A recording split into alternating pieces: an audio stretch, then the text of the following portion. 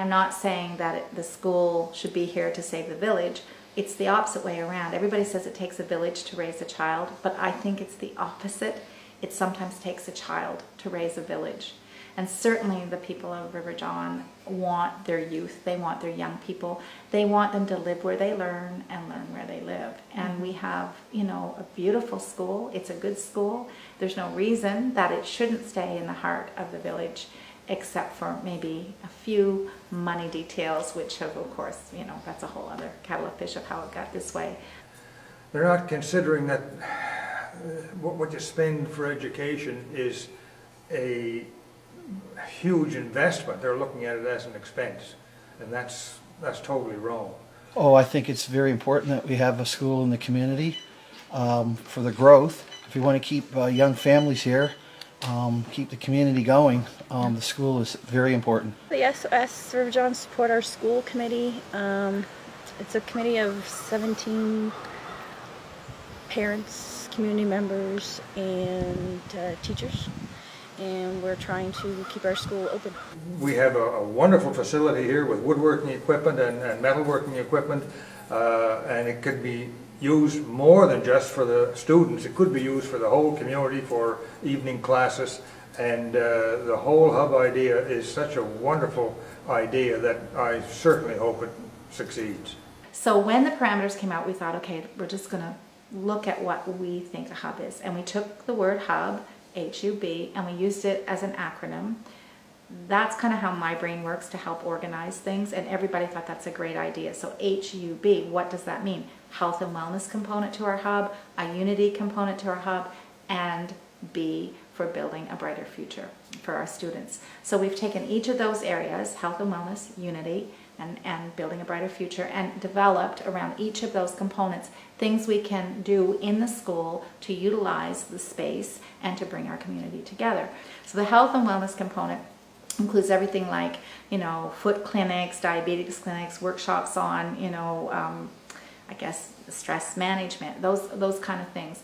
We're hoping to have a place, we're having a flu clinic, for example, on November the 6th. So there's space in the school that can be used for health component.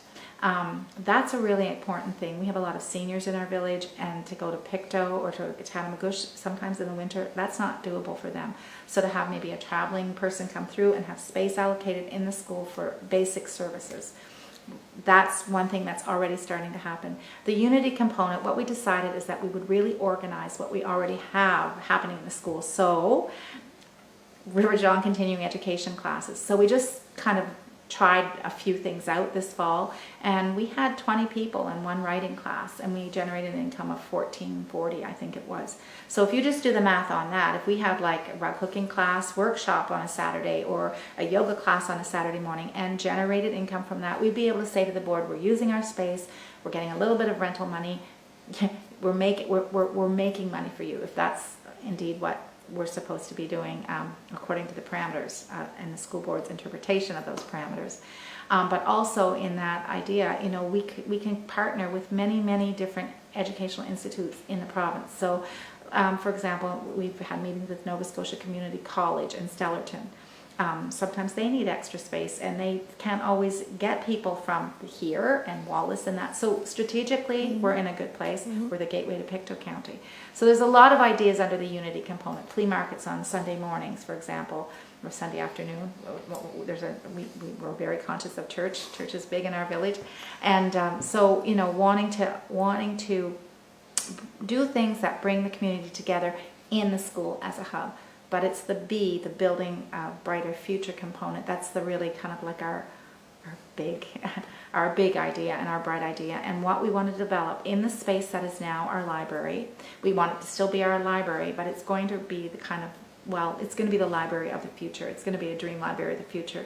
So the name, the buzzword in education circles right now is makerspace. So we're trying to create a small scale rural discovery center and makerspace community. Because River John is a shipbuilding community, we figure the structure of a ship, it might not be a real ship or real mass, it could be virtual, you know, something to represent the mass of a ship overhead. And underneath, in every component of the library, like over there we might have a space shuttle, over there we might have an engineering part, like Bissell vacuum cleaners, for example, are the Bissell families from River John. So how does suction work? How do we do that? But the idea being it's a hands-on activity center, educational activity center. We're calling it our scholarship because, of course, that's a play on words, but it's also what we want. We want it to be an educational center that has really, really experiential learning. We have a kitchen space. You know, how do you make a chicken soup? You know, really we want the school to be used as an educational center for anybody.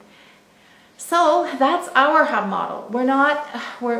If it's true that the Department of Education wants it to be place-based learning and community-oriented, then it takes the people of the community to say, it's our hub. How can we use our space and our place and our history and our heritage and our resources and the people who are passionate about certain things in our community to create a space in the school that benefits not only our students but the whole community.